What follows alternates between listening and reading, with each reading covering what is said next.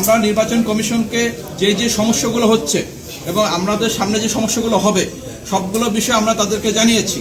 আমরা তাদেরকে বলেছি যে আমাদের সাংবাদিক সংগঠনগুলো একটি সিদ্ধান্ত নিয়েছে, আগামী রোববারের ভিতরে যদি এই সমস্যাগুলো সমাধান না করা হয় তাহলে আমরা এই নির্বাচনের সংবাদ সংগ্রহ করব কিনা, কাভার করব কিনা, সম্প্রচার করব কিনা, সেই বিষয়ে আমাদের যারা সাংবাদিক নেতৃবৃন্দ রয়েছেন তারা বৈঠক করে সিদ্ধান্ত নেবেন।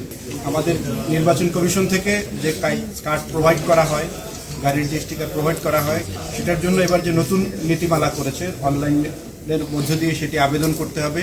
তো আমরা তাদের কাছে তুলে ধরেছি যে এটি আসলে ইউজার ফ্রেন্ডলি নয়, যার কারণে এটি দিয়ে সমস্যা হবে। এই শর্ট টাইমের মধ্যে আমরা এটি রেজিস্ট্রেশন করে আমাদের সহকর্মীদেরকে কার্ড প্রোভাইড করা সহজ হবে না, যার কারণে পূর্বের যে নিয়ম ছিল সেই নিয়মে কার্ড প্রোভাইড করবার জন্য আমাদের পক্ষ থেকে দাবি করা হয়েছে এবং আগামী রোববারের মধ্যে সেই সমস্যাটি সমাধান করবার জন্য আমরা তাদের কাছে আবেদন জানিয়েছি এবং তারা আমাদেরকে আশ্বস্ত করেছেন যে আগামী রোববারের মধ্যেই এই সমস্যাটি সমাধান হবে এবং তার আগেও হবে।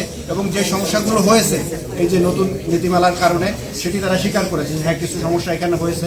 সুতরাং আমরা দাবি করেছি যে যদি এই নীতিমালা আপনাদের বাস্তবায়ন করতে হয় তাহলে এটির জন্য আরও কিছু সময় দরকার ছিল, সেই সময়টি আমাদের হাতে যেহেতু নেই, সেহেতু আমাদের সহজ পদ্ধতিতে আগে যেভাবে কার্ড প্রোভাইড করা হতো সেভাবে নির্বাচনী দায়িত্ব পালন করবার জন্য কার্ড এবং গাড়ির স্টিকার এটি প্রোভাইড করবেন। তারা আমাদেরকে আশ্বস্ত করেছে। আমরা রোববার পর্যন্ত দেখব, এরপরে যদি তারা এটি সমাধান না করেন তাহলে আমরা আগামী রোববার আরেকটি মিটিং করে আপনাদের কাছে আমরা অবহিত করব যে সর্বশেষ কী অবস্থা। আমরা আশা করি রোববারের মধ্যে সমস্যাটির সমাধান হয়ে যাবে।